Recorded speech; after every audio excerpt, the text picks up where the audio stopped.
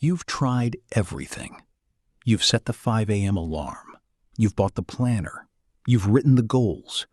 You've watched the motivational videos, repeated the affirmations, told yourself this time it would be different. And for 3 days, maybe 4, it was. Then something slips. One bad day, one missed session, one moment of weakness. And suddenly, you're back to where you started, sitting in the wreckage of another resolution, telling yourself the same brutal thing you always do, that you are simply not a disciplined person. Let me stop you right there, because what you just described, that cycle of trying and failing and blaming yourself, is not a character flaw. It is the completely predictable result of chasing a version of discipline that was never grounded in how the human brain actually works. When you hear the word discipline, you probably picture someone with iron willpower, someone who wakes up before the sun, never gets tempted, never gives in. Society has conditioned us to believe that discipline is a personality trait, a fixed quality that some people are simply born with. And if you don't have it, well, that's just who you are. But that is the most dangerous lie ever told about human behavior. The terrifying truth? The most consistent people you admire are not fighting themselves every day. They are not waking up and white-knuckling through sheer mental force. In fact, they are barely using willpower at all. Because they understood something most people never discover, that discipline was never the goal. The goal was to make discipline unnecessary. To understand why willpower fails, you need to understand what is happening inside your brain. There are 2 systems in a constant state of war. Your prefrontal cortex, the rational, planning part of your mind. It knows your goals. It knows the consequences. It wants to act. And then there is your limbic system, the ancient, emotional, instinctive part. It does not think in weeks or months or futures. It only ever asks one question. How do I feel right now? Here is the problem. Your limbic system is older, faster, stronger. It was built over millions of years to keep early humans alive, to run from predators, to seek immediate food, to rest whenever possible. It was not built for quarterly reports or gym schedules, but it is still running the show. And every time a task feels hard or boring or uncomfortable, it fires up and steers you somewhere that feels better, right now. Researchers at Stanford University discovered something that changes everything. Willpower is not a character trait. It is a finite biological resource, like a battery. Every decision you make throughout the day depletes it. What to eat, what to wear, whether to reply to that message. By the time evening comes, when most people attempt to stick to their goals, they are operating on almost nothing. And they blame themselves for failing, when in reality, they never had a chance. And modern life has made this even worse. Your brain has been hijacked.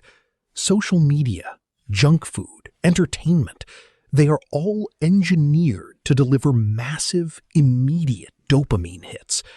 And once your brain is calibrated to those levels of stimulation, sitting down to do something slow, difficult, and unrewarding, it feels almost physically impossible. Not because you are weak, because your reward system has been rewired against you. So if willpower drains and your reward system is working against you, why do we keep trying to force our way through with mental strength? Because nobody told us there was another way.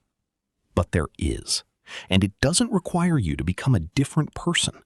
It requires you to change something far more powerful than your mindset. It requires you to change your environment. Stanford psychologist B.J. Fogg spent decades studying why people do what they do. His conclusion was radical and almost offensively simple. Behavior is not driven by willpower or motivation. It is driven by environment. The physical world around you shapes your actions far more powerfully than any decision you make in the moment. You don't rise to the level of your goals. You fall to the level of your systems. Here is a simple example. If healthy food is visible on your counter and unhealthy food is hidden, you eat the healthy food. Not because you were disciplined, not because you made a conscious choice, but because the environment made it the path of least resistance. And your brain, every single time, takes the path of least resistance. So the secret is not more willpower. The secret is making the right thing the easiest thing.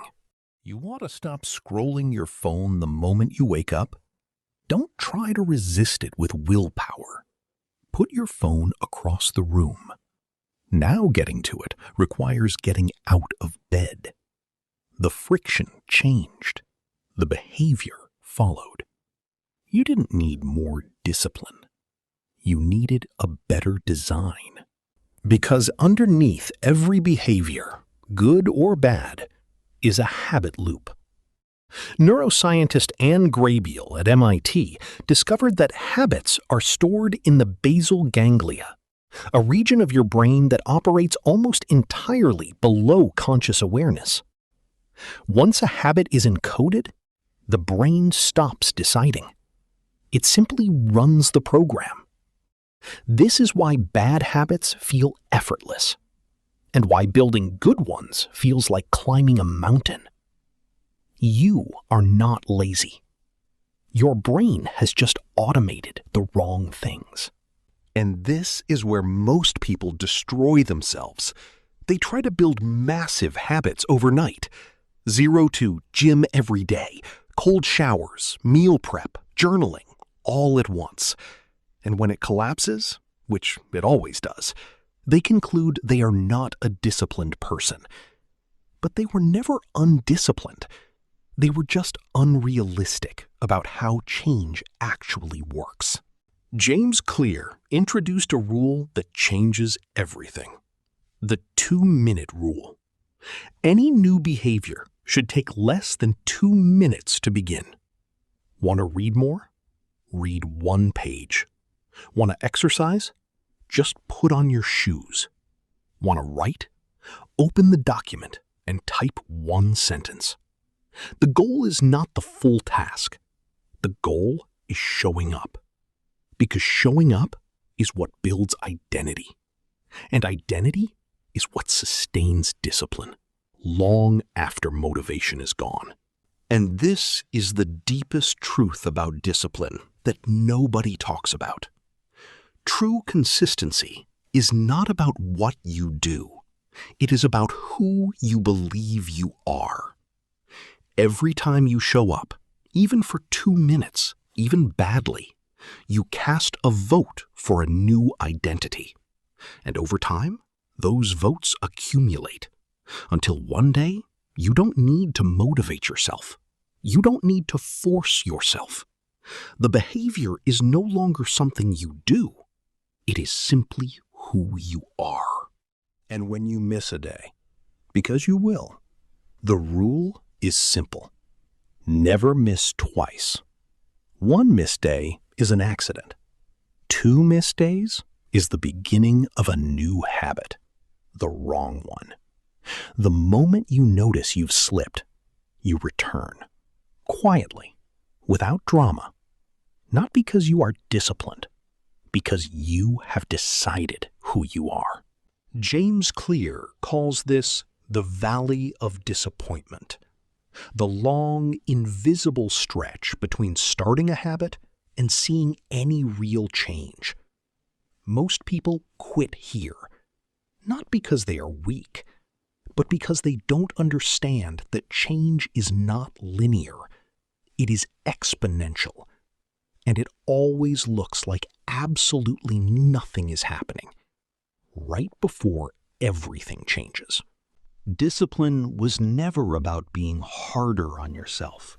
It was never about cold showers or 4 a.m. alarms or punishing yourself into becoming someone new. Real discipline is quiet. It is boring. It is a tiny decision made in a well-designed environment, repeated until your brain stops questioning it. The person who has it all figured out, they are not stronger than you. They just stopped fighting their brain and started working with it instead. You were never undisciplined. You were never broken. You were simply given the wrong instructions. And now you have the right ones. If this video helped you see yourself a little differently, let's talk about it in the comments. What is the one habit you have been struggling to build? Your experience might be exactly what someone else needs to hear today. If this helped, subscribe, and I will see you in the next one.